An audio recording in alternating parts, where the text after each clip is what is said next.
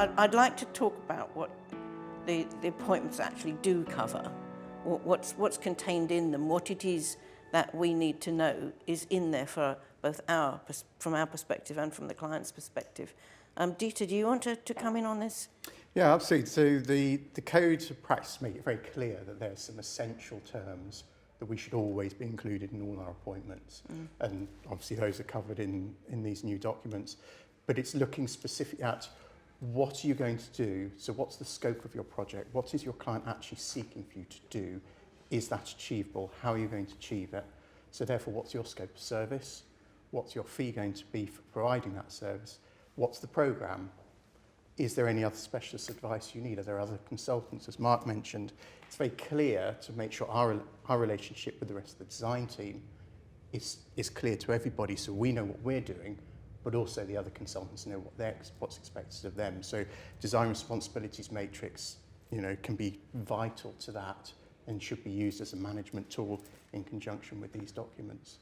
I think it is a very important point, this. I think that's a really important point about things like design responsibility. But actually, one of the things that we always emphasise is that what these standard forms provide is a solid set of terms and conditions, but they also have an extended scope of service that the previous version had. And actually, for us architects, when we're checking the appointment, it's really the scope that we need to be checking. The terms and conditions, hopefully, with the exception of maybe the payment clauses, we don't use. I mean, when things go bad, sometimes you do. But the fact is the scope is always relevant, and we have to be very careful to make sure that we fully understand what it is that we're signing up to do. So it's great to have an extended scope in these things because it gives you much greater clarity than I think we've had before. And also clarity for the client. Often we'll see lots of variation through the development of the project, and the client just expects all that additional service to be included. But we need to say, well, this is where the line is drawn, and this is additional service, additional fee. So you don't end up with scope creep and nobody understanding until the end, and that's when the disputes arise. There's other legislation, isn't there, which pertains to these contracts, which we may not need to know too much about, but presumably the contracts are drafted to deal with them.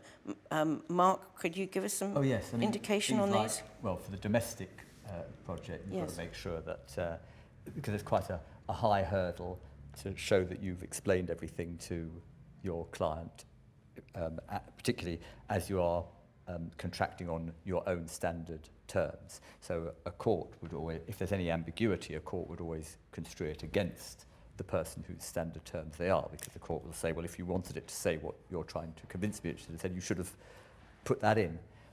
So yes, there's a sort of a raft of consumer, there's unfair contract terms, that's Consumer Rights Act, which have to be complied with.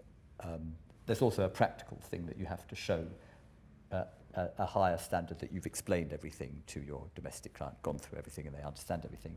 But on all contracts, for example, the Housing Grants Act, you've got to reflect the payment provisions in the Housing Grants Act and not have a pay when paid provision, for example, which would be outlawed, and also a raft of health and safety legislation, which needs to be reflected in the standard terms. Yes, so it's quite a complex picture, actually. Yes, although the only thing is that I think you're right. Basically, what's the spine of a contract? What do people want to know? They want to know what they're getting, what people will be doing, how much it's going to cost, what protections they have. So, for example, what insurance does the architect carry, and what can I do if it goes wrong? And if that's really, and that everybody understands that. And then you're quite right. I think the scope of service is very important. We take a lot of trouble over drafting these contracts, but the most successful projects will be, once it's signed, it's never referred to. It's put away in the drawer, never referred to. The only thing that will be referred to is the scope of service.